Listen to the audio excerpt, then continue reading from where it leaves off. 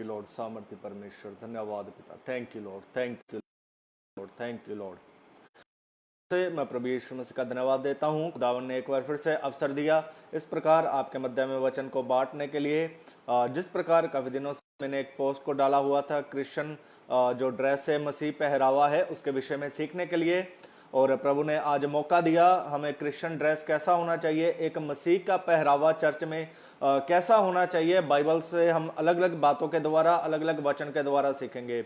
और जो last time मैंने एक और पोस्ट डाला था कि अन्य भाषा के ऊपर जो दूसरा पार्ट था, इंटरनेट का प्रॉब्लम के कारण मैं उसे डाल नहीं पाया, और नेक्स्ट वीक में उसे भी मैं कंप्लीट करूंगा। आइए जल्दी से हम इस, आप दूसरों तो किस ग्रुप्स में से शेयर कर सकते हैं ताकि प्रभु का वचन का लोग सच्चाई को इन अंतिम दिनों में जाने।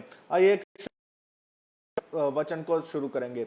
धन्यवाद स्वर्गीय पिता, प्रभु यीशु मसीह आपके पवित्र और अनुग्रहकारी सिंहासन के सन्मुख झुकते हैं। आपकी कृपा, आपका फजल चाहते पिता। पवित्र आत्मा जी, आपके द्वारा लिखा गया वचन आप ही हमें समझने के लिए कृपा दे। सुनने वालों से पिता आप बात करें पिता परमेश्वर, एक एक को आशीष करे पिता परमेश्वर, समझ बुद्धि ज्ञान का प्रकाश दे। धन्यवाद देते पिता, सारा आदर महिमा आपको मिले, प्रार्थना। आइए जल्दी से अपने विषय की ओर चलते हैं। हमारा विषय है मसीह पहरावा, क्रिश्चियन ड्रेस। एक मसीह का पहरावा किस प्रकार होना चाहिए मेरे प्रियो। उससे पहले एक दो बातें मैं आपको कहने के लिए चाहता हूं। इस संदेश से काफी लोग सहमत नहीं, इवन यहां तक कुछ पासवान भी मेरे संदेश से सहमत नहीं होंगे। क्रिश्चियन ड्रेस के ऊपर, मसीह पहरावे के ऊपर बहुत से लोग इससे सहमत नहीं होंगे, लेकिन जो लोग सहमत होंगे उसको मैं प्रभु का धन्यवाद देता हूं, क्योंकि मेरे एक एक वचन को आप बाइबल खोल के खुद जांच सकते हो, क्योंकि ये किसी के ऊपर मैं पर्सनली नहीं है। आप चाहते हैं तो ग्रहण कर सकते हैं। और दूसरा जो बात है, इस तालीम को लेके अलग अलग दुनिया में धारणाएं हैं, तो कुछ धारणाओं को हम देखेंगे। सबसे पहले लोग कहते हैं क्या यदि हम ऐसा पहरावा पहन, क्या हम इससे स्वर्ग नहीं जाएंगे। देखिए, स्वर्ग जाना पहरावा एक दूसरा बात है। देखिए, स्वर्ग हम चले जाएंगे, स्वर्ग की जो क्वालिफिकेशन है वो है पाप नहीं करना।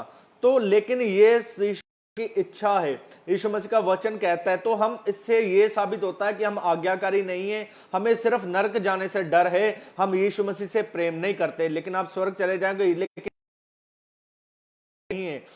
दूसरे लोग कहते हैं कि ये ऑप्शनल है, हम हमारे पास ऑप्शन, हम पहन भी सकते हैं, नहीं भी पहन सकते। ये भी एक गलत है, क्योंकि वचन में यदि लिखा है तो कोई ऑप्शन नहीं है। नंबर 3, लोग कहते हैं ये कट्टरताई वाले वचन है। कुछ बहनें कहती हैं ऐसा कि ये कट्टरताई वाले वचन है। मेरे प्रियो, ये कट्टरताई वाले वचन नहीं है। जो अभिलाषा के पीछे चलते हैं, जो अपनी अभिलाषा के ऊपर जय नहीं प्राप्त कर सकते, ये वैसे लोग कहते हैं कि ये कट्टरताई वाला वचन है। और तीसरा चौथा जो लोग कहते हैं ये अनुग्रह का युग है, ये व्यवस्था का युग नहीं है, ये पुराने नियम के वचन है, ये नया नियम का वचन है। कुछ लोग ऐसा कहते हैं। तो मेरे प्रियो, उनको मैं पूछने के लिए, व्यवस्था और अनुग्रह में आपको पहले फर्क समझना होगा। हम व्यवस्था क्या है? व्यवस्था मसीह का लॉ, जो उद्धार पाने के लिए। तो अभी अनुग्रह में उद्धार क्रूस के द्वारा है, दया के द्वारा है, उसे अनुग्रह बोलते हैं। सो नंबर 5 में जो बात है, कुछ लोग कहते हैं देखिए हमें दिखावटी नहीं होना, हमें पहन लेना चाहिए, जैसा कि पहला पत्रस 3 अध्याय में लिखा है, हमारी ड्रेस जो है दिखावटी ना हो, हमें पहन लेनी चाहिए, और ये पाप नहीं है। मैं उनसे एक बात कहने के लिए चाहता हूं। तो लोग जो कहते हैं कि जो लोग वस्त्र, सफेद साड़ी पहन के, सफेद वस्त्र जो चर्चों में पाके जाते हैं, वो पहनकर भी पाप करते हैं। तो जो लोग सफेद वस्त्र नहीं पहनते वो भी पाप करते हैं, तो अब क्या हम नंगे घूमे? इसलिए इन बातों को हमें समझना। मेरे प्रिय, वचन के जल्दी से हमने विषय की ओर बढ़ेंगे। तो दूसरे देशों से कंपेयर करते हैं, जैसे कि अमेरिका, कनाडा, इंग्लैंड, वो कहते हैं देखिए वहां तो ऐसा है, वहां तो अडल्ट्रेट भी करते हैं, बहुत और कुछ भी करते हैं, तो वो भी करिए ना आप। तो हमें बाइबल की ओर देखना है। कुछ लोग कहते हैं ये पुराना नियम है। उनको, जो लोग कहते हैं ये पुराना नियम, पहले मैं उन्हें रेफरेंस कुछ दूंगा, वो प्रचार करना बंद कर दें, क्योंकि दुगना अभिषेक ले लो, अभिषेक ले लो, ये पुराना नियम में है। अब्राहम की आशीषें ले लो, ये भी पुराना नियम है। भजन संहिता से जितनी हम आयतें पढ़ते हैं, यहोवा मेरा चरवाहा है, मुझे चख लो, ऐसी ऐसी जितनी भी आयतें हैं, वो भजन संहिता भी पुराना नियम है। उसके बाद नबियों के, वो भी पुराना नियम है। सो जी ताइथ जो है वो भी पुराना नियम का, नवे नियम में कहीं भी दशमांश का नहीं है कलीसिया में। सो ऐसी कितनी शिक्षाएं हैं जो पुराने नियम के, लेकिन हम फिर भी प्रचार करते हैं। तो ये वो लोग हैं जो अपनी अभिलाषाओं के पीछे चलते हैं, जो छोड़ नहीं सकते अपने लिए अपने वचन की, पौलुस जिस प्रकार कहता है रोमियो के पत्री ने, अपनी ढाल बनाते हैं। आइए जल्दी से हम अपने विषय की ओर जाएंगे। हम एक दो वचनों से पहले सीखेंगे कि नियम क्या है, इन दोनों में क्या, किसके ऊपर ज्यादा फोकस करना, पुराने नियम के या नया नियम के। रोमियो उसका 15 अध्याय में एक आयत पढ़ने के लिए चाहता हूं मैं। रोमियो का पत्री उसका 15 अध्याय उसका 4 आयत में इस प्रकार लिखा हुआ, जितनी बातें पहले से लिखी गई वे हमारी ही शिक्षा के लिए लिखी गई। स्पष्ट रीति से कहता है जितनी बातें पहले से लिखी गई वो हमारी ही शिक्षा के लिए लिखी गई। इसलिए चाहे पुराना नियम है चाहे नया नियम है, वो दोनों हमारे लिए हैं। नंबर 2 पे जो एक बात मैं आपके सामने पढ़ने के लिए चाहता हूं वो है दूसरा, नंबर 2 पे है दूसरा, सॉरी माफ करना, दूसरा तीमुथियुस 3 अध्याय उसका 16 आयत, संपूर्ण पवित्र शास्त्र परमेश्वर की प्रेरणा से रचा गया है। देखिए संपूर्ण यानी कि 66 बुक्स, उत्पत्ति से लेकर प्रकाशित वाक्या तक निर्गमन की किताबें हैं, चाहे पुराने में, पूरा पवित्र शास्त्र परमेश्वर की प्रेरणा से लिखा गया है। तो वो हमारे लिए है। आगे लिखा हुआ है और उपदेश और समझाने, यहां पर लिखा है उपदेश। चाहे हम पुराना नियम से भी उपदेश कर सकते हैं, नया नियम से भी उपदेश कर सकते हैं। सो वहां पर लिखा और समझाने, मैं पुराने नियम से भी आज समझाऊंगा, नया नियम से भी समझाऊंगा, और सुधारने और धर्म की शिक्षा के लिए लाभदायक है। चाहे पुराना नियम ने लिखा है चाहे नया नियम में लिखा है, वो दोनों ही हमारे लिए लाभदायक है। इसलिए ये पुराना नियम है, नया नियम है। जो लोग अपनी अभिलाषाओं के पीछे चलते हैं वो ही ऐसा बोलते हैं। एक और आयत बोल के मैं जल्दी से अपने विषय के ऊपर आऊंगा। यशायाह नबी का ग्रंथ, यशायाह नबी की पुस्तक उसका 16 आयत में इस प्रकार, यहोवा की पुस्तक से ढूंढकर पढ़ो, इनमें से एक भी बात बिना पूरे हुए ना रहेगी। देखिए यहोवा की पुस्तक से ढूंढ के पढ़ो, पुराना ढूंढ के पढ़ना है।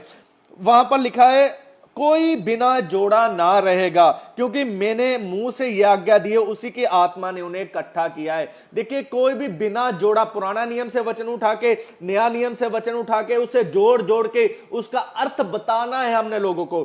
देखिए मैंने 3 आयतों के द्वारा आपको बताया अभी तक कि हमने पुराना नियम से ज्यादा फॉलो करना है कि नया नियम को, लेकिन बाइबल कहती है दोनों ही नियम हमारे लिए। रोमियो का खत में मैंने पढ़ाया आपको 15 उसका, वो हमारे लिए संपूर्ण पवित्र शास्त्र परमेश्वर की प्रेरणा से रचा गया है कि यहोवा की पुस्तक से ढूंढ के पढ़ो। इसलिए चाहे पुराना नियम है चाहे नया नियम है, दोनों ही के लिए, हमारे लाभ के लिए है। सो आइए जल्दी से अपने विषय की ओर देखेंगे। 3 हिस्सों में इसे हम सीखेंगे। सबसे पहला है कल्चर।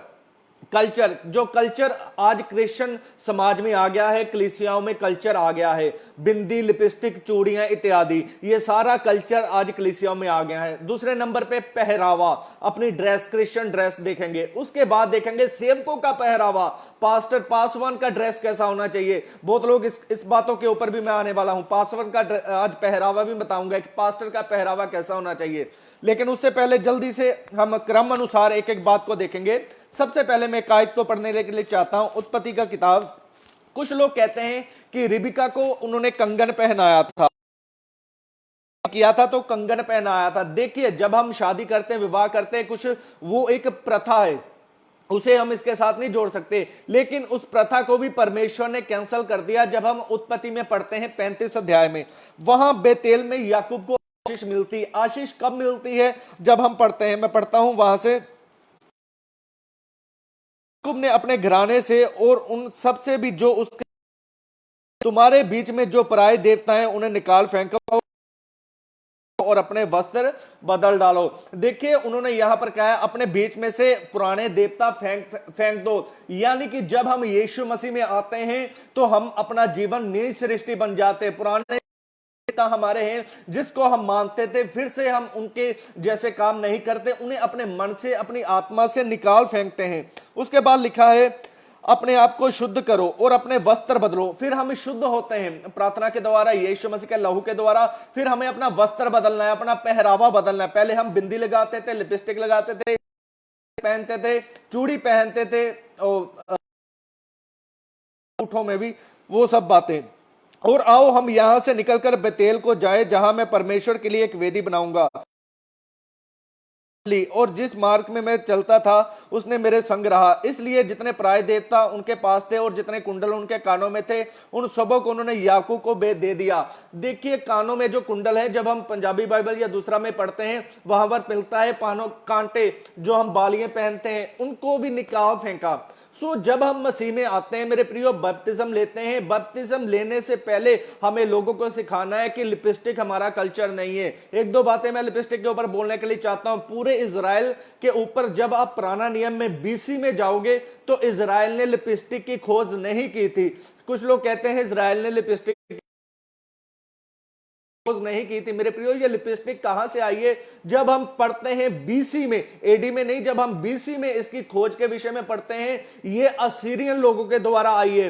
दूसरे जो देवी देवता थे वो सब लिपस्टिक लगाते थे, लेकिन एक इजराइल था जो लिपस्टिक, और इसलिए हमने इस बातों को समझना, ये लिपस्टिक लगाना मसीह कल्चर नहीं है, ये बिंदी लगाना मसीह कल्चर नहीं है। लिखा है मूर्ति पूजा करना पाप है, गलातियों के खत उसका 5 अध्याय में। जब मूर्ति पूजा पाप है, जब हम लोगों को छोड़ते हैं कि यीशु मसीह के पीछे चलना है, मूर्ति पूजा नहीं करना है, उसके बाद मेरे प्रियो, जो मूर्ति पूजा के चलते हुए जो उसके कल्चर है, वो भी हमें छोड़ना पड़ेगा। जो मसीह के कल्चर है वही हमें पहनना पड़ेगा। आज कुछ बातों, ये क्यों बातें ऐसे हुई हैं? लोग कहते हैं यीशु नहीं करता, मन परिवर्तन करता है। हमें मन बदलना है, खाली अपने इसलिए आज कलीसियाओं में इतनी गड़बड़ी है मेरे प्रियो। लेकिन हमें यह सिखाना होगा, मन के साथ साथ कल्चर भी बदलने होंगे। यीशु मसीह के पीछे यदि किसी को उद्धार प्राप्त करना है, तो सचमुच वो अपने हृदय को बदलेगा। यदि किसी को पैसे चाहिए, धन दौलत चाहिए, आशीष चाहिए, वो यीशु मसीह के पीछे नहीं आएगा। लोग कहते हैं हमें सिर्फ आत्माओं को बचाना है। मैं उन लोगों से एक बात पूछने के लिए चाहता हूं। यूहन्ना रचित सुसमाचार में एक आयत लिखा है, जिसे पिता मेरे पास ना बुलाए वो मेरे पास नहीं आ सकता। इसलिए मेरे प्रियो, यदि पिता ने किसी को चुना ही नहीं है, लिखा है मैंने आदि से पहले तुम्हें चुन रखा, मां के गर्भ से रचने से पहले प्रभु ने चुना ही नहीं है, तो कैसे तुम बचा लोगे? तुम नहीं बचा सकते। जिसे चुना है वो, हम अपना बुद्धि का इस्तेमाल बाइबल में ना करें। तो बाइबल में जो कल्चर है, जो हमें हमारा, जिसको भी हमने बपतिस्म देना है मेरे प्रियो, उसके कल्चर से हमें तोड़ना होगा। हम किसी को ठेस नहीं पहुंचाते, ये अलग बात है। क्यों लिखा है? आप जब बपतिस्मा वहां पर पढ़ोगे, और मत्ती उसका 28 उसका 19 दिया, वहां सबसे पहले आप पढ़ना ध्यान से, लिखा है चेला बनाओ फिर बपतिस्मा दो। पहले चेला बनाओ, और जब चेला बनाएंगे तो चेला बनाने की डेफिनेशन उन्हें सिखाई जाए कि चेला कौन होता है? जो अपना क्रूस उठाए, पीछे चले, साल भर 6 साल 6 महीने उसे यीशु मसीह की शिक्षाएं दो। अगर वो आपके साथ, वो अपने आप को चेंज कर देगा। जब आप 2-3 महीने बाद ही बपतिस्म दे देते हो, तो मेरे प्रियो किस प्रकार वो बदलेगा? अभी तक उसके अंदर से ये नहीं पता हुआ और कंफर्म नहीं हुआ कि यीशु मसीह। इसलिए बाइबल को पढ़ो, मत्ती 28-19 से सबसे पहले लिखा है चेला बनाओ फिर बपतिस्मा। आज उल्टा हो रहा है, पहले बपतिस्मा दिया जा रहा है, उसके बाद चेला बनाया जा रहा है। इसलिए इस गड़बड़ी कलीसिया में चल रही है। इसलिए कलीसिया में कल्चर आ गए, बिंदी आ गए, लिपस्टिक आ गए। ये कलीसिया का नहीं है। चूड़ियां कलीसिया में आ गई, ये कलीसिया का उद्देश्य नहीं था, ये कलीसिया में ऐसा नहीं था। उसके बाद लोग एग्जाम्पल देते हैं, एक आयत को और मैं पढ़ता हूं। लोग बोलते हैं निर्गमन में जब इजरायलियों को परमेश्वर ने निकाला, तो उन्होंने, तुम जाके सोना चांदी लूट लो, तुम जाके दूसरे से सोना चांदी तो लूट के लिए चाहता हूं। देखिए, यीशु मसीह के विषय में जब हम पढ़ते हैं, परमेश्वर के विषय में लिखा है वो सर्वज्ञानी है। सर्वज्ञानी का मतलब होता है कि हम आने वाली बातों को भी जानते हैं। सर्वज्ञानी का मतलब होता है कि हम आने वाली बातों को भी जानते। तो परमेश्वर को अपने भविष्य ज्ञान के द्वारा पता था कि जब मैं सिने पर्वत से इन्हें सिने पर्वत से आज्ञा दूंगा, उसके दौरान उस जंगल में जब मैं 40 वर्ष रहूंगा, तो मैं इनसे मिलाप वाला तंबू बनवाऊंगा। मेरे प्रियो, यदि परमेश्वर उन्हें ना बोलता कि सोना चांदी ले लो, तो कैसे वो वेदी बनाई जाती? तो कैसे वो जो प्रायश्चित का ढकना है मिलाप वाले तंबू में सोने का कैसे बनाया जाता, और भी कितनी वस्तुएं जो सोने चांदी की मिलाप वाले तंबू ने बनाई गई, वो सोना कहां से आता मेरे प्रियो। सो ये परमेश्वर का एक भविष्य ज्ञान का प्लान था, ना कि आपके गलों और कांटों को, हारों को डलवाने का प्लान था। इसलिए यीशु मसीह का प्लान, सर्वशक्तिमान का प्लान को हमें समझना है। बात पढ़ते हैं उसका एक्सोडस उसका 33 में पढ़ते हैं, 30 उसका 4 से पढ़ते हैं। ये लोग गहने पहने हुए ना रहा। देखिए यहां पर लिखा है कोई हुए ना रहा, तब लिखा है 6 में, इसलिए 5 में, क्योंकि यहोवा ने मूसा से कह दिया था इजरायलियों को मेरा यह वचन सुना। देखो यहां पर लिखा है यहोवा ने मूसा से कहा है कि मेरा ये वचन सुना, ये यहोवा का वचन है। तुम लोग तो हटीले हो, यदि मैं पल भर में के लिए तुम्हारे बीच होकर चलूं तो तुम्हारा अंत कर डालूंगा। इसलिए अब अपने अपने गहने अपने अंगों से उतार दो। ये परमेश्वर ने बोला था, ये सर्वशक्तिमान, अपने अपने गहने तुम अपने अंगों से उतार दो। उसके बाद जब हम 6 में पढ़ते हैं, वहां पर लिखा है इसलिए इजरायली होरे पर्वत से लेकर आगे को अपने। तो उसके बाद हम जब पढ़ते हैं धीरे धीरे बड़े ध्यान से विस्तार पूर्वक मेरे प्रियो, इजरायलियों ने कभी भी जेवर को नहीं पहना था, कभी भी नहीं पहना था। जब हम योशू की किताब में पढ़ते हैं, आगे पढ़ते हैं, इजरायलियों ने कभी जेवर को नहीं पहना था, वो परमेश्वर की भक्ति के अनुसार। इसलिए परमेश्वर ने वहां पर गहने उनके जो सोना चांदी है वो ले लो, ताकि परमेश्वर को अपना मिलाप वाला तंबू बनवाना था। उसमें जो इतना सोना लगा मेरे प्रियो, वो कहां से आता। सो इस बातों को हमने, नंबर 2 जो एक और बात है, वो यशाया नबी की पुस्तक में एक बात लिखा हुआ है। बहुत लोग बात से भी तर्क देखते हैं। यशाया नबी का पुस्तक में उसका 4 अध्याय में लोग कुछ इस प्रकार कहते हैं, 4 अध्याय उसका ऐसे मैं पढ़ूंगा, वहां से इस प्रकार लिखा, उस समय प्रभु घुंघरुओं, जालियों, चंद्रहारों, झुमकों, कड़ों, पगड़ियों, पैकरियों, पंटुकों, सुगंध पात्रों, गंडों, सुंदर वस्त्रों, कुर्तियों, चदरों, बटुओं, दर्पणों, मलमल के वस्त्रों, बूंदियों, दुपट्टों, इन सबों की शोभा को दूर करेगा। कुछ लोग इस वचन का तर्क देते हैं। देखिए यहां पर कितना कुछ लिखा हुआ है, सुंदर वस्त्र लिखे हुए हैं, नथ लिखे हुए हैं, वगैरह वगैरह लिखा हुआ। इस वचन के अनुसार तर्क देता मेरे प्रियो, जब यशाया नबी के पास ये वचन पहुंचता था, आप ऊपर पढ़ सकते हो, ब्लैक टेक्स्ट फाउंड में लिखा है यरूशलेम की स्त्रियों को चेतावनी। मैं बात आपसे एक पूछने के लिए चाहता हूं, लिखा है यरूशलेम की स्त्रियों को चेतावनी।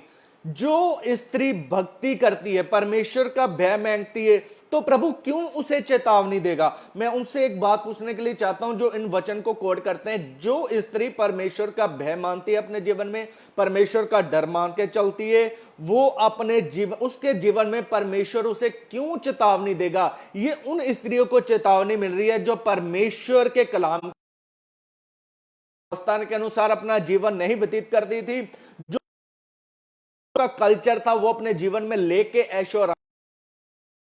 इस प्रकार वहां पे लिखना है, जितने चंद्रहार, जितने बन के अपना इजराइल में घूमती थी, लेकिन परमेश्वर की व्यवस्था को नहीं मानती थी, उनको यह चेतावनी दी गई है। क्योंकि जब हम यशाया 1 अध्याय पढ़ते हैं, वहां पर लिखा हुआ है, उसका 2 और 3 आयत में लिखा हुआ है, 3 को मैं पढ़ने के लिए चाहता हूं।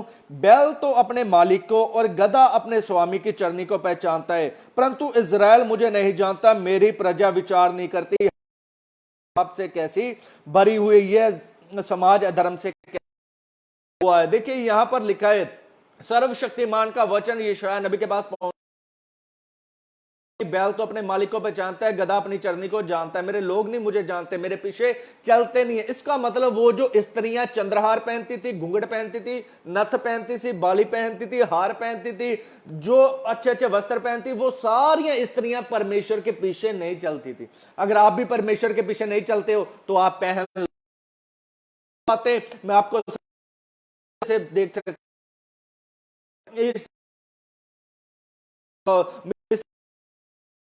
तब यहोशू ने कहा था मैं अपने घराने समेत परमेश्वर की आराधना करूंगा। उस धीरे पढ़ते हैं, धीरे धीरे सारे लोग परमेश्वर की व्यवस्था को मान रहे। लेकिन जब यहोशू इस जगह से चला गया, उसके बाद शमूएल नबी आया, जब एली का समय था उससे थोड़ा पीछे एली का समय चल रहा था, तो हमें पता चलता है बाइबल के कि परमेश्वर का वचन दुर्लभ हो गया था। क्यों परमेश्वर का वचन दुर्लभ हो गया था?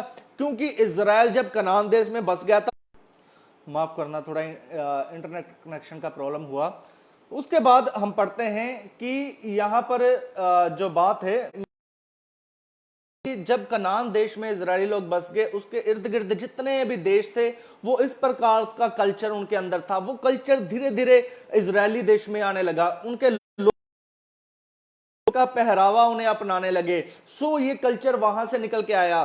फिर जब परमेश्वर से धीरे धीरे धीरे हम पढ़ते हैं कि उनका मूर्ति पूजा आ गया, ऊंचे स्थान बना लिए गए। उसके बाद जब धीरे धीरे धीरे इजराइल को परमेश्वर चेतावनी देना शुरू हुआ, फिर यशायाह नबी के द्वारा एक चेतावनी दिया, उसके बाद वो बेबीलोन में बंदोरावी में सो इसलिए हमने बाइबल को समझना है। सो क्योंकि लिखा है रोमियो का पत्री उसका 12 उसका 2 आयत में एक बात लिखा हुआ है, जो मैं आपके सामने पढ़ने के लिए चाहता हूं। रोमियो का पत्री उसका 12 उसका 2 आयत में एक बात लिखा हुआ है। वहां पर लिखा हुआ है, इस संसार के सदृश ना बनो, अपने इस संसार के सदृश ना बनो, परंतु अपने मन के नए भी बदलता जाए। तरीके से लिखा हुआ कि संसार के सदृश ना बनो, तुम्हारे मन के बदलने से नया हो जाना चाहिए। यानी कि हमें संसार के दृश्य नहीं, जब हमारा मन परिवर्तन हुआ, जब हमने पश्चाताप किया, तब हमारा मन भी बदलना चाहिए, हमारा कल्चर भी बदलना चाहिए, हमारा स्वभाव भी बदलना चाहिए, पुरानी आदतों से हमें चेंज होना है। इसलिए अब हम न्यू टेस्टामेंट में आएंगे, नया नियम के विषय में हम सीखेंगे। नया नियम में जब कुछ सिद्धांत मिलते हैं जो प्रभु यीशु मसीह खुद हमें उस सिद्धांत रखने के लिए चाहता हूं।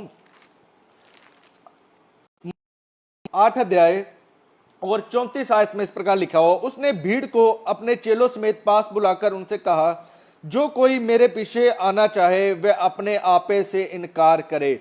यहां पर लिखा है, जो कोई मेरे पीछे आना चाहे वो अपने आप का इनकार करे। न्यू टेस्टमेंट के बीच में हम आ चुके हैं, अभी सीखेंगे, अभी ओल्ड टेस्टमेंट से सीखा है कि यहां पर यीशु मसीह कहते हैं, जो मेरे पीछे आना चाहते अपना इनकार करे। तो कुछ लोग आज अपना इनकार नहीं कर पाते। मैं अभी धीरे धीरे आपको वचन के ऊपर लेके आऊंगा। मैथ्यू उसका 6 में पढ़ते हैं, मती उसका 6 में पढ़ते हैं।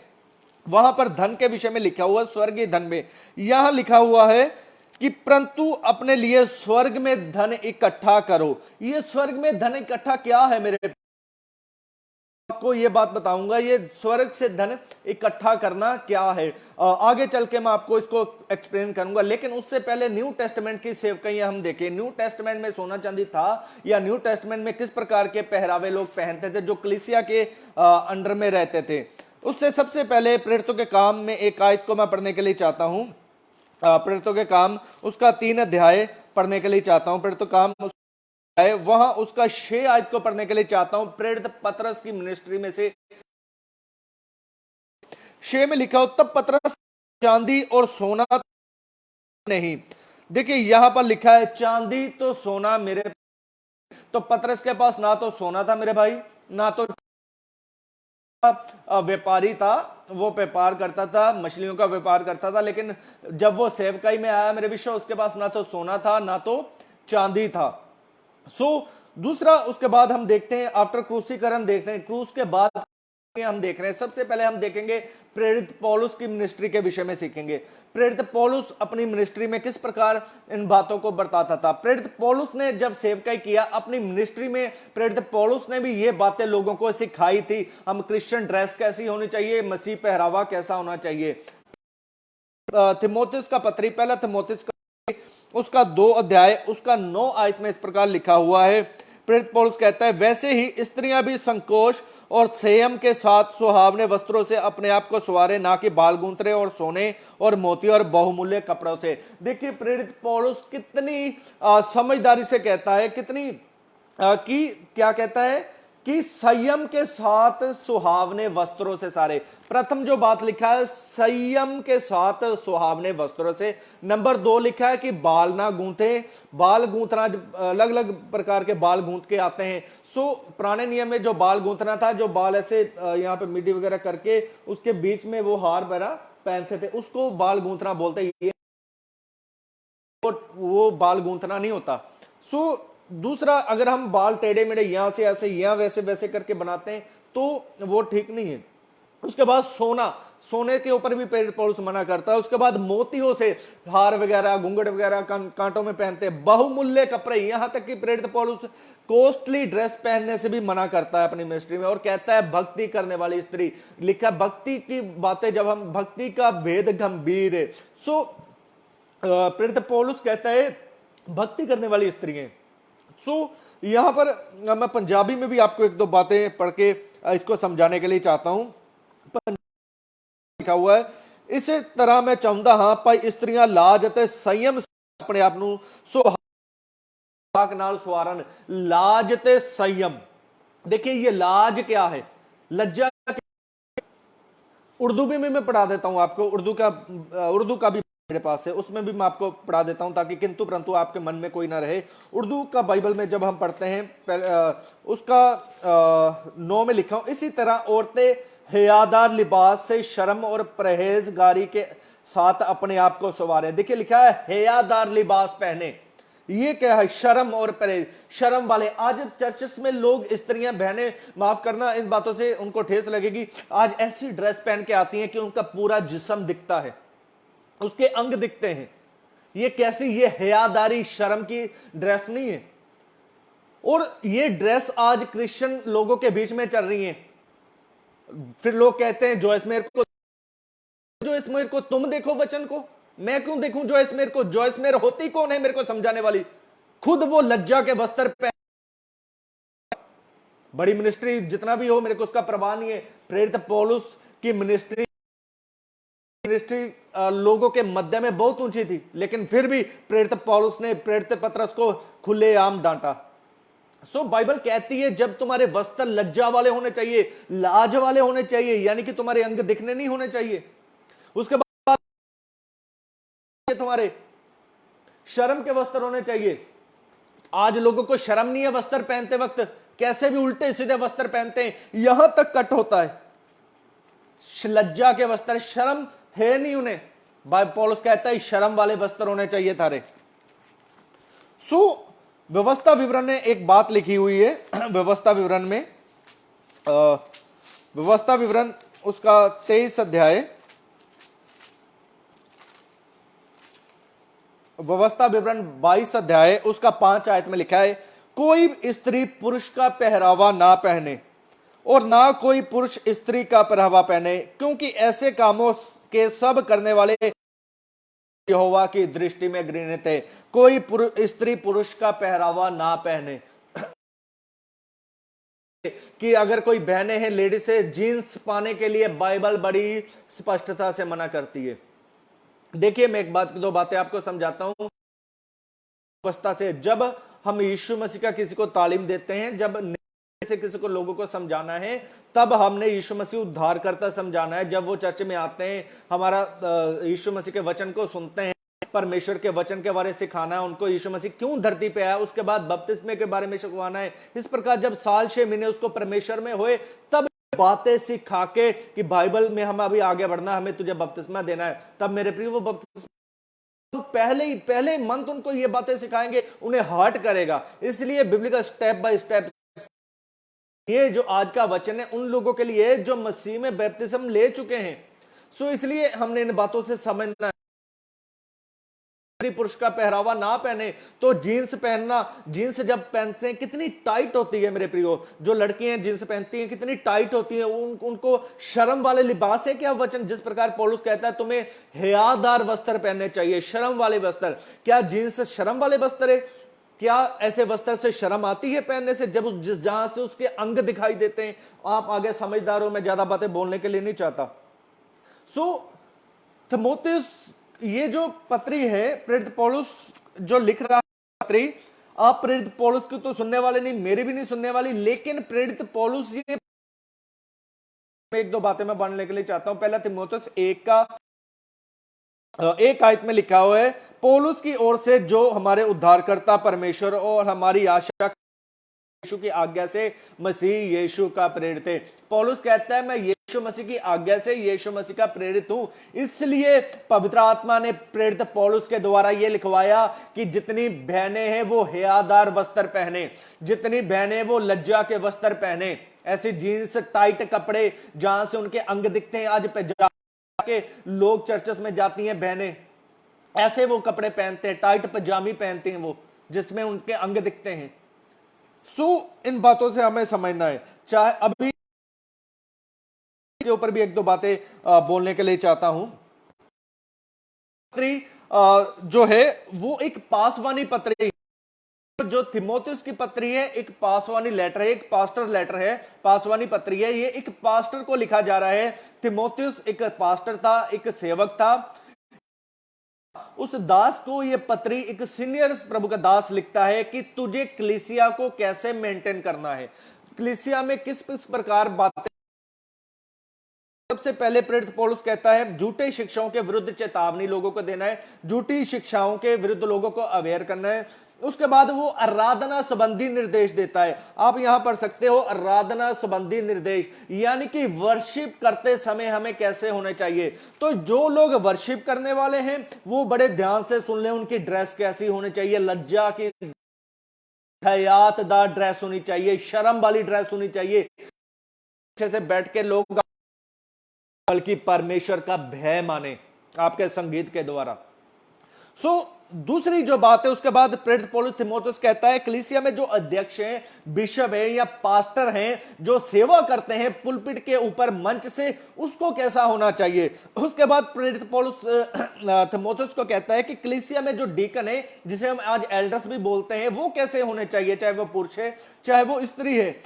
इस प्रकार प्रेरित पौलुस अलग अलग बातें उसको बताता है, जिम्मेवारी बताता है। फिर ये एक पासवान पत्री है जो प्रेरित पौलुस पास्टर को समझाता है कि तू कैसे लोगों को गाइड करना है। तो आज हमें भी जानना चाहिए कि जो आराधना करते हैं उनकी ड्रेस कैसी होनी चाहिए, हमें भी समझाना पड़ेगा।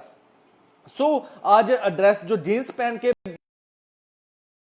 तभी जो दूसरे लोग ज्यादा भी आना पसंद नहीं करते।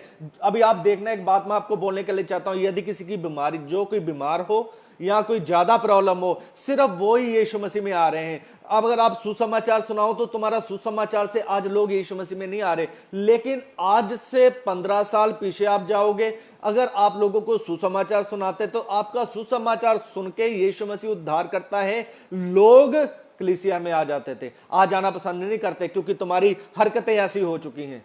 वो सोचते हैं कि तुम्हारे भाई बहन, तुम्हारे जो लोग हैं, ऐसा बातें करते हैं। उसके बाद अभी कलीसिया में जो अध्यक्ष हैं, पास्टर हैं, उनके ऊपर मैं एक दो बातें बोलने के लिए चाहता हूं।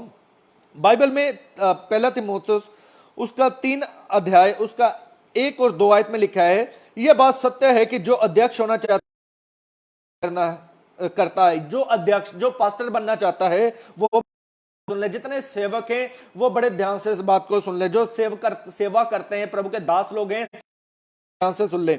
यह अवश्य कि अध्यक्ष निर्दोष और एक ही पत्नी का पति और संयमी हो।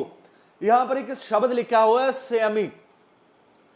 जब हम इसे पढ़ते हैं, इस शब्द को पढ़ते हैं मेरे प्रियो, तो आप लोग को शायद हिंदी में या पंजाबी में पढ़ते हुए इतना अच्छे तरीके से ना समझ आए। जब हम इसे ही मेरे प्रियो पंजाबी में थोड़ा पढ़ते हैं, इंग्लिश में, तो कुछ एक दो बातें मिल जाती है। पंजाबी में लिखा हुआ है परहेजगार। परहेजगार यानी कि पहन सकते, जो मन में आया वो नहीं पहन सकते। आज इधर को जा रहे ऐसी हैं, अभी वो रोबिन एलमेडो है, इनका चश्मा लगा के, गूगल्स लगा के आता है, शाहरुख खान बन के आता है। बाइबल कहती है, जब हम इंग्लिश बाइबल को पढ़ते हैं, वहां पर एक बात, इंग्लिश बाइबल में हमें यहां पर जो सहमी शब्द है, उसके लिए हमें जो शब्द मिलता है वो है सोबर। सोबर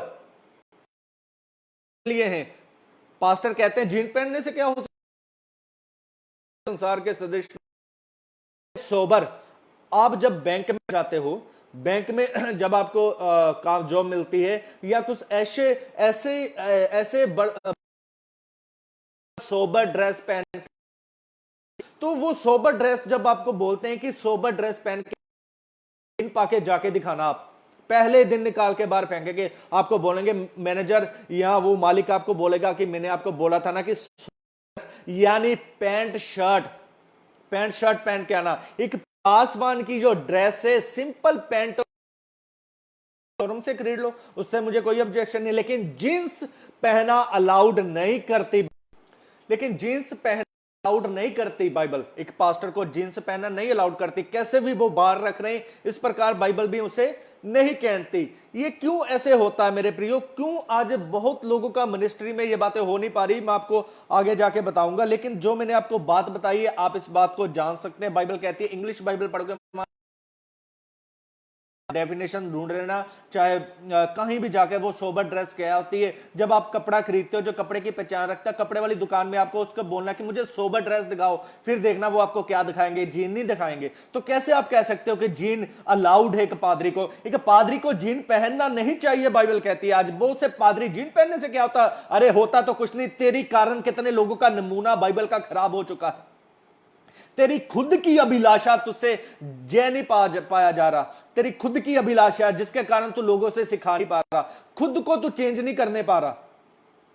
एक पासवान को कहती है तू सोबर हो, सिंपल हो। मैं आपको एक बात बोलने के लिए चाहता हूं अपने विषय में। ये दोनों मेरे कान हैं, जो इसमें दोनों में मैं स्टड पहनता था, दोनों में शेद है स्टड, मेरे प्रकार, ठीक है। मैं भी फुल एंगलेट, हाफ एंगलेट, वुडलैंड के वगैरह बूट पाता था। जींस जब भी मैं पहनता था, जींस मुझे फटी जो जींस है उसको डालने की आदत थी मेरे को। मुझे भी तैयार होना आता है, मेरे पास भी पैसे हैं, मुझे भी पता कहां से मिलते हैं ब्रांडेड कपड़े, मेरे को भी पहनना आता है। क्या आप लोगों को आता है? हमने भी छोड़ा है, हमें यीशु मसीह से प्यार है, हमें नमूना देना है यीशु मसीह में।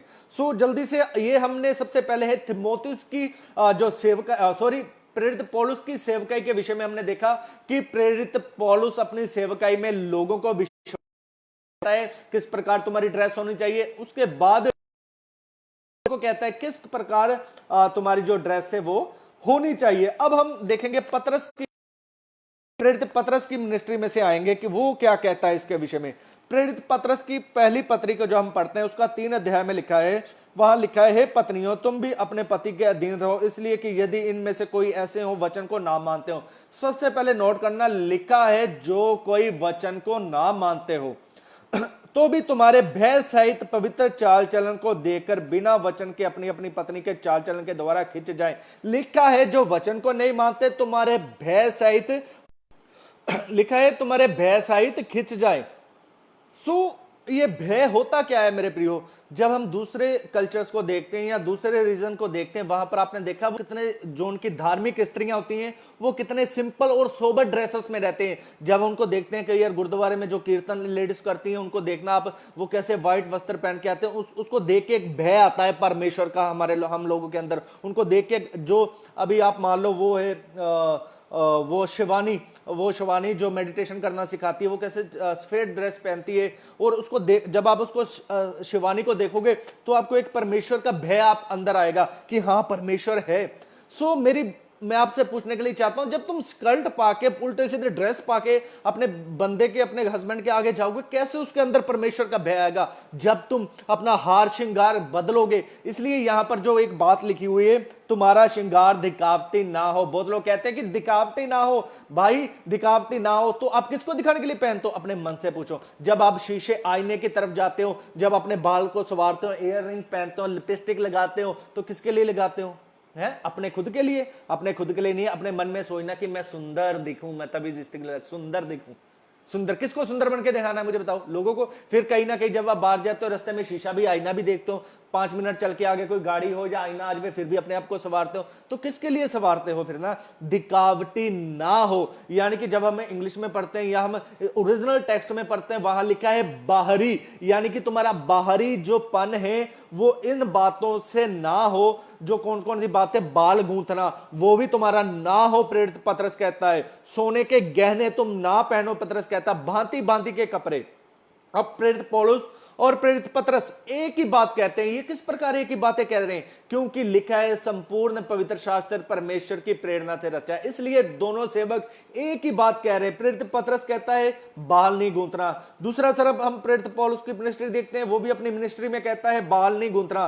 फिर हम देखते हैं प्रेरित पीटर की पतरस की मिनिस्ट्री में सोने के गहने नहीं पहनना। प्रेरित पौलुस भी कहता है सोना नहीं पहनना। उसके बाद प्रेरित पीटर कहता है भांति भांति के कपड़े नहीं पहनना। उसके बाद प्रेरित पौलुस भी कहता है बहुमूल्य कपड़े नहीं पहनना। सो दोनों सेवक एक ही बात कहते हैं, दोनों सेवक एक ही बात कहते हैं। सो ये क्या बात है? तो इसलिए हमने इन बातों को समझना मेरे प्रियो बड़े ध्यान से। तो यहां पर जो लिखा हुआ है, पतरस कहता है कि तुम्हारा श्रृंगार दिखावटी ना हो, यानी कि बाहर से दिखने वाला जो तुम पहनते हेयर रिंग लिपस्टिक वगैरह सारा ये ना पहनो। पतरस कहता है उसके कौन कौन क्या क्या नहीं पहनना, अभी मैंने उसका क्रम आपको बता दिया है। उसके बाद वो कहता है तुम्हारा छिपा हुआ और गुप्त मनुष्यता, मन नम्रता और मन की दीनता की अविनाशी सजावट से सुसज्जित रहे। देखिए, अविनाशी सजावट से हमने सजाना है। पूर्व काल में भी स्त्रियां इसी प्रकार रहती थी। पूर्व काल में हमने स्त्रियां देखी है, परमेश्वर ने उन्होंने गहने उतार दिए। लिखा कोई स्त्री पुरुष का पहरावा ना पहने। पूर्व काल में हमने स्त्रियां देख चुके हैं। तो जो पूर्व काल में स्त्रियां रहती थी वो सभी ये पहनती नहीं थी, आप भी ना पहनो। इससे क्या होगा? अगर आप तो इस प्रकार के भय से भयभीत ना हो तो तुम उसकी बेटियां ठहरोगी। तब आप अब उसकी बेटियां ठहरोगी। आप कहते हो हमें उसने संतान बना दिया, भाई संतान बनकर हमने भी दिखाना है, फिर संतान बनोगे, अदरवाइज आप विश्वासी हो। बहुत लोग कहते हैं आज हम दुल्हन है, पूरी कलीसिया दुल्हन नहीं है मेरे प्रियो। ये गलत फहमी है कि पूरी कलीसिया दुल्हन। जो सिद्ध लोग हैं, जो कामिल है, जिन्होंने अपने आप को परमेश्वर के लिए मारा हुआ है, वो ही लोग दुल्हन है, सिद्ध लोग। बाइबल बड़ी स्पष्टता से कहती है सारी चर्चेस कलीसिया जितनी भी है वो दुल्हन में शामिल नहीं है, बीच में बराती भी हैं। अब हम यीशु मसीह की मिनिस्ट्री के विषय में सीखेंगे। यीशु मसीह की मिनिस्ट्री में हमने प्रेरित पौलुस की मिनिस्ट्री में से देखा, प्रेरित पतरस की। अब यीशु मसीह की मिनिस्ट्री में से देखेंगे क्या यीशु मसीह ने सोना चांदी पहना था। आइए मत्ती उसका 27 अध्याय और उसका 35 आयत को पढ़ूंगा मैं। तब उन्होंने उसे क्रूस पर चढ़ाया और चिट्ठियां डालकर उसके कपड़े बांट लिए। वहां पर लिखा है चिट्ठियां डालकर उसके कपड़े बांट ले। तो वो कपड़े कैसे थे? जब हम यूहन्ना रचित सुसमाचार में पढ़ते हैं, पांव से लेके सर से लेकर पांव तक कोर का वस्त्र वो पहने हुआ था। वस्त्र को मैंने क्लियर कर दिया, आप पढ़ लेना यूहन्ना रचित सुसमाचार में। अब ना तो उसके गले में कोई कंठमाला थी, ना उसके और सोना चांदी था, सिर्फ कपड़े थे यीशु मसीह के पास, सिर्फ कपड़े थे यीशु मसीह के पास। यीशु मसीह का मिनिस्ट्री में भी किसी ने गहने नहीं पहने। मैं एक और उदाहरण आपको देना चाहता हूं, अगर आपको समझ लगे मेरे प्रियो। अब आप किसी घर में जाते हो, जो न्यू अभी बिलीवर्स कन्वर्ट होके आए हैं, उनके घर में आपको नहीं मिलेगा। जो पुराने बैकग्राउंड, जो दादे परदादे जिनके क्रिश्चियन थे, उनके घरों में जब जाओगे तो वहां पर आपको ज्यादातर यीशु मसीह एक टेबल पे बैठे हुए खाना खाते हुए मिलेंगे आपको। ऐसा उनके पेंटिंग्स लगी होती है उनके घर में, यीशु मसीह और 12 चेले खाना खा रहे हैं डाइनिंग टेबल के ऊपर बैठ पे, और मरियम भी साथ में है। ऐसी चित्रकलाएं आपको मिलेगी। मैं आपको पूछना चाहता हूं, उन चित्रकलाओं में मरियम जो है, मरियम के कांटे और ईयर रिंग नथ वगैरह बनाने वाले ने क्यों नहीं बनाए? मैं आपसे पूछने के लिए चाहता हूं, कभी आपने ये सोचा? क्योंकि वो पहनते ही नहीं थे मेरे प्रियो। अगर पहनते होते तो बनाने वाला जरूर बनाता, वो पहनते ही नहीं थे मेरे प्रियो। इसलिए हमने इन बातों को समझना है। दूसरी जो बात है, क्यों फिर ये पासवान लोग नहीं मानते आज इन बातों को, इन वचनों को? उसके लिए मैं एक दो बातें आपको पर्सनली समझाने चाहता हूं। माफ करना अगर किसी के हृदय को ठेस लगे, क्योंकि उनका पर्सनल जो लाइफ है पासवानों की, उनका अपना वाइफ्स के ऊपर नियंत्रण नहीं है। इसलिए बहुत पास्टर इन वचनों से भागते हैं, क्योंकि उनका वाइफ्स के ऊपर नियंत्रण नहीं है। जब अगर वो अपना वाइफ्स को बोल भी दें कि हमने परमेश्वर के वचन के अनुसार चलना, देखिए प्लीज लिपस्टिक ना लगाए, तो वो अपना पास्टर से झगड़ा करती है। तो वो पास्टर सोचता है कि भाई झगड़ा हो रहा है, इससे अच्छा छोड़ो। उनको मैं एक बात बोलने के लिए चाहता हूं, जिनके घर में ऐसा होता है, जिन पासवानों के घर में ऐसा होता है, उनके लिए बाइबल क्या कहती है ये आप वचन पढ़ लो। उन्होंने स्पष्ट, उन्हें फिर आगे करना, अपना वाइफ्स को छोड़ दो, फिर पीछे विश्वासियों के साथ बिठाओ फिर उसे। क्योंकि बाइबल कहती है 3 अध्याय 1 तीमुथियुस उसका 4 आयत, अपने घर का अच्छा प्रबंध करता हो और अपने बाल बच्चों को सारी गंभीरता से अधीन रखता हो। जब कोई अपने ही घर का प्रबंध करना ना जानता हो तो परमेश्वर की कलीसिया की रखवाली कैसे जब आपका वाइफ आपका कहना नहीं मानती, आपके अधीन में नहीं है, तो विश्वासी कैसे मानेंगे फिर?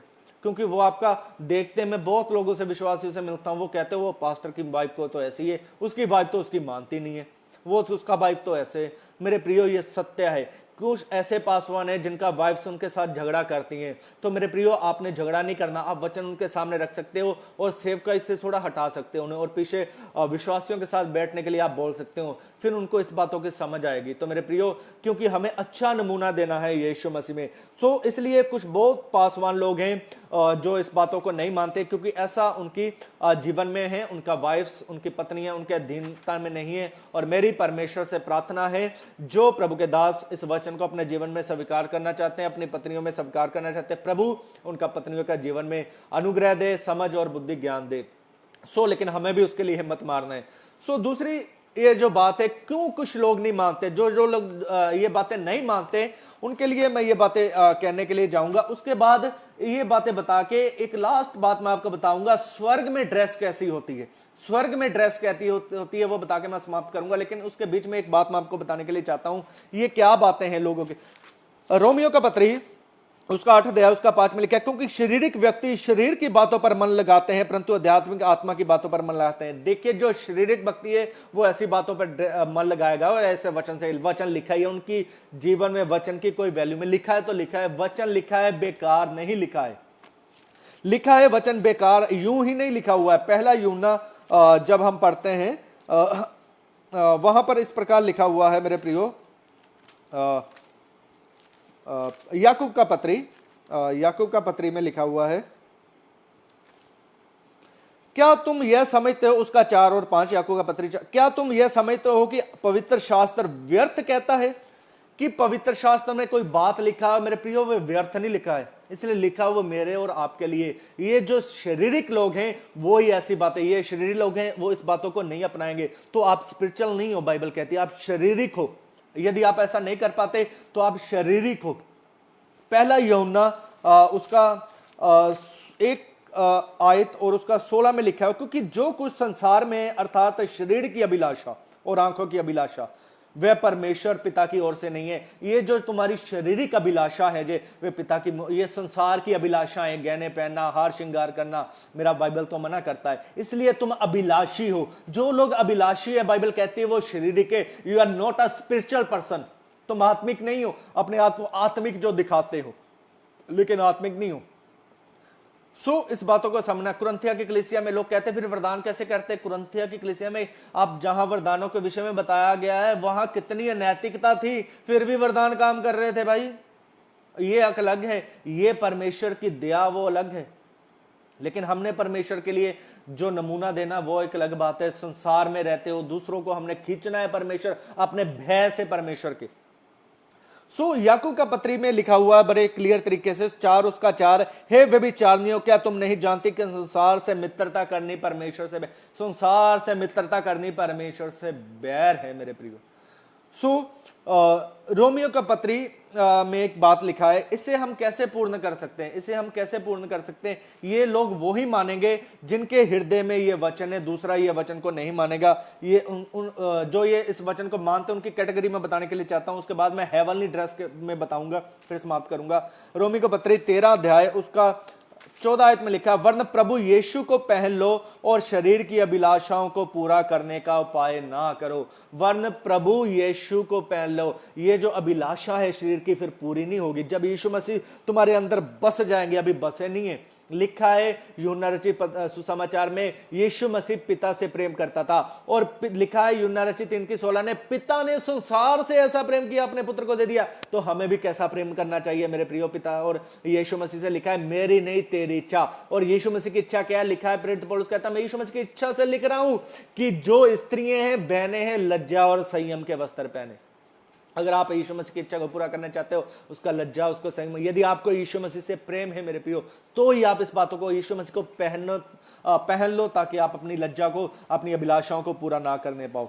जब हम गलातियों का पत्री पढ़ते हैं मेरे प्रियो, वहां पर 2 उसका 20 आयत में कितनी स्पष्ट बात से प्रेरित पौलुस एक बात कहता है। गलातियों उसका 2 उसका 20 आप सब जानते हो लिखा हुआ है मैं मसीह के साथ क्रूस पर चढ़ाया गया, अब मैं जीवित ना रहा पर मसीह मुझ में जीवित है। लिखा है मैं मसीह के साथ क्रूस पर चढ़ाया गया, मसीह मुझ में जिंदा है, मैं जीवित नहीं हूं। जब आप मर गए किस प्रकार फिर आपकी इच्छा आप में जीवित है, मुझे समझ नहीं आती। जब हम बपतिस्मा लेते हैं, बपतिस्मा के साथ हम मर जाते हैं, अभी तक मेरा ख्याल आप मरे नहीं है फिर, इसलिए तुम शारीरिक हो, you are not a spiritual. तुम शारीरिक हो, चाहे कितना भी बड़ा पास्टर है तू, कितना भी बड़ा है, चाहे तुम पॉल दिनाकरन के डॉटर्स हो, मुझे इस बात से कोई नहीं है, वो बहुत ही आदर योग्य हैं। लेकिन अगर आपकी बेटियां पास्टर जी किसी को मुस्कारा लगाना सिखाएगी तो फिर मैं तो बोलूंगा you are not a spiritual. So दूसरी जो बात है गलातियों का पत्री में लिखा है 5 उसका 24 में, और जो मसीह यीशु के उन्होंने शरीर की उनकी लालसाओं और अभिलाषाओं समेत क्रूस पर चढ़ा दिया है। जो यीशु मसीह के वो अपनी लालसाओं और अभिलाषाओं को क्रूस पर चढ़ा चुके हैं, उन्हें सिर्फ यीशु मसीह की इच्छा को पूरा करना है। तो इस प्रकार यदि हम अपनी अभिलाषा को, जो लोग अपनी अभिलाषा को नहीं मार पाते वो लोग इस वचन को ग्रहण नहीं करेंगे मेरे प्रियो। आइए जल्दी से अब हम हेवनली वचनों को देखेंगे। स्वर्ग में वो लोग कहते हैं कि सोना चांदी लिखा है कि वहां पर सोने की सड़कें होती हैं, है ना, आपने सुना होगा, ऐसा लोग कहते हैं। आइए उनको सोने की सड़कों पे घुमाते हैं थोड़ा समय।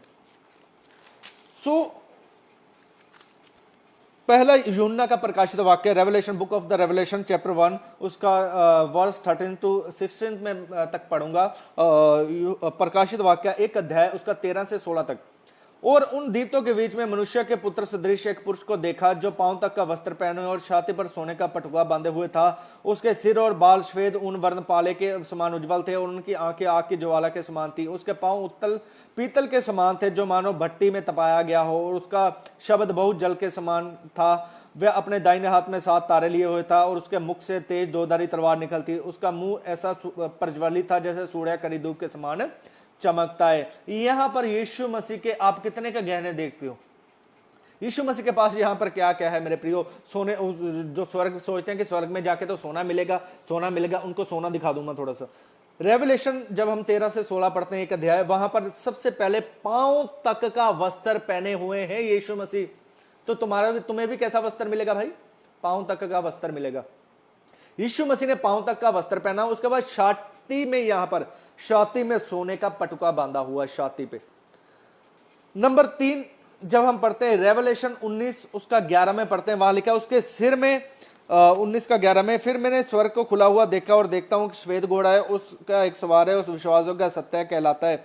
और 12 में पढ़ते हैं कि उसके सिर में राजमुकुट है। यीशु मसीह के पास राजमुकुट है, छाती पे पटुका है, और बस एक ड्रेस है जो पांव तक है। ये यीशु, बस कोई गले में कंठमाला नहीं है यीशु मसीह के, कोई ज्यादा वो नहीं है जैसे आप सोचते एक राजा के आप देखते हो यहां से भी माला ही माले पहनी होती, सोना ही सोना होता। भाई यीशु मसीह की बात कहां है? एक सोने का पटुका है, एक मुकुट है, जो मुकुट उसके राजाधिराज को दिखाता है, पूरी ड्रेस है, फुल ऑफ ड्रेस है। तो अब बताओ मुझे भाई कितना सोना है स्वर्ग में? है उल्टा सीधा वचन को सिखाते हैं। उसके बाद अब विश्वासियों की ड्रेस, अभी मैंने यीशु मसीह की ड्रेस बताई है, आप भी ढूंढ के देख लेना यीशु मसीह की ड्रेस, और भी ढूंढना है आपको तो अभी विश्वासियों की ड्रेस बताऊंगा, उसके बाद मैं एक वचन बता के फिर समाप्त करूंगा। रेवलेशन उसका 19 उसका 14 में लिखा हुआ है, 19 अध्याय उसका 14 में, स्वर्ग की सेना श्वेत घोड़ों पर सवार और श्वेत और शुद्ध मलमल पहने हुए उसके पीछे थी। यहां पर लिखा है जो लोग रेवलेशन को जाते हैं, ये कौन सी सेना उसके पीछे आप जाते हो, वो क्या पहने थी? शुद्ध मलमल।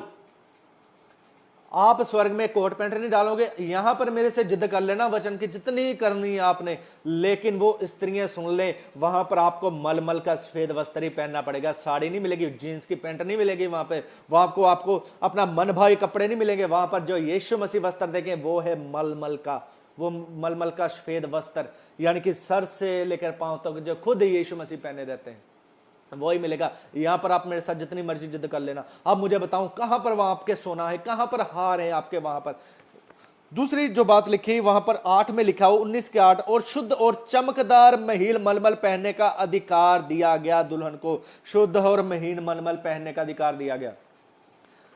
ज्यादा से ज्यादा हम देखते हैं कि उसके पास एक मुकुट है, विश्वासी लोगों के पास मुकुट और महीन श्वेत मलमल के वस्त्र, दूसरा कोई सोना नहीं है। ना तो तुम्हारे वहां पे बिंदी है, ना लिपस्टिक है, ना कान में इसमें कुछ झुमके है, ना गलों में चंद्रहार है, ना कंगन है, तुम्हारे कुछ नहीं है तुम्हारे पास वहां पर भी जो कहते हो स्वर्ग में सोना मिलेगा। कुछ नहीं है वहां पर। सोना एक राजकीय को दर्शाता है मेरे प्रियो, और शुद्धता को दर्शाता है। इस प्रकार वहां सोना है। यदि कोई ये बातें नहीं मानता, उनको लास्ट वचन बता के मैं समाप्त कर दूंगा, फिर वो जैसा आपका इच्छा है वैसा आप कर सकते हो। पहला यूहन्ना उसका 3 अध्याय उसका 2 में लिखा है, हे प्रियो अब हम परमेश्वर की संतान हैं, और अभी तक यह प्रकट नहीं हुआ कि हम क्या कुछ होंगे। इतना जानते हैं कि जब प्रकट होगा तो हम उसके समान होंगे। यहां पर लिखा है हम नहीं जानते कि हम क्या कुछ होंगे। इसका मतलब जब हम यीशु मसीह के साथ जी उठेंगे तो हम अलग अलग होंगे। यानी कि लिखा है, जो मैंने लास्ट में सबसे पहले याद बताई थी, कि वहां पर अपना धन इकट्ठा करो। यहां पर आप कितनी भी बड़ी मिनिस्ट्री कर लो, यदि आपने यीशु मसीह का वचन के अनुसार अपना जीवन नहीं व्यतीत किया तो वो आपका धन वहां पर थोड़ा होगा। इसलिए उसे धन कहते हैं।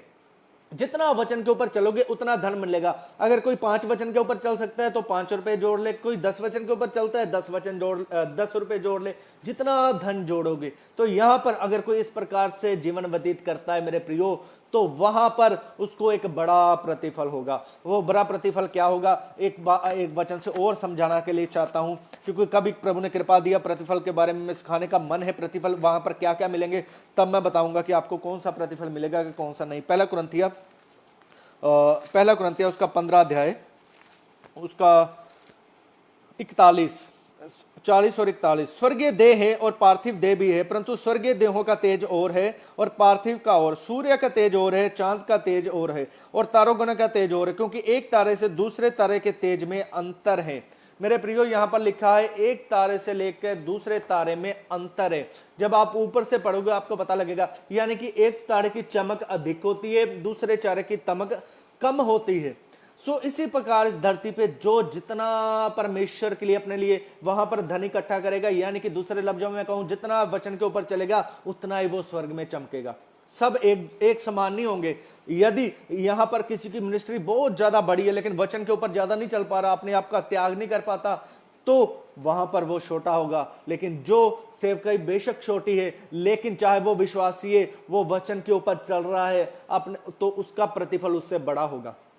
इस प्रकार मेरे प्रियो बाइबल बयान करती है, सबका प्रतिफल, सबका रिवार्ड अलग अलग होगा। तो इस प्रकार से मेरे प्रियो वचन कहता है। तो उत्पत्ति से लेकर प्रकाशीय वाक्य तक मैंने आपको बताया किस प्रकार एक सेवक के, पास्टर के वस्त्र होने चाहिए, किस प्रकार एक विश्वासी के, किस प्रकार एक आराधना करने वाले, हर एक बात को मैंने आपको समझाया। मानना नहीं मानना मेरे प्रियो आपका हक में, क्योंकि बाइबल में लिखा हुआ है। अगर आप चाहते हो ये वचन दूसरों तक पहुंचे, प्लीज इसे शेयर करना। और नेक्स्ट वीक इसी सैटरडे को हम मिलेंगे। अन्य भाषा पार्ट 2 मैं बताऊंगा बोलना है या नहीं बोलना है। और भी इसी प्रकार के संदेशों को सुनने के लिए प्लीज आप दूसरों तक इस पेज को लाइक करने के सहायता करें। प्रभु आपको आशीष दे। Praise the Lord. जय मसीह की।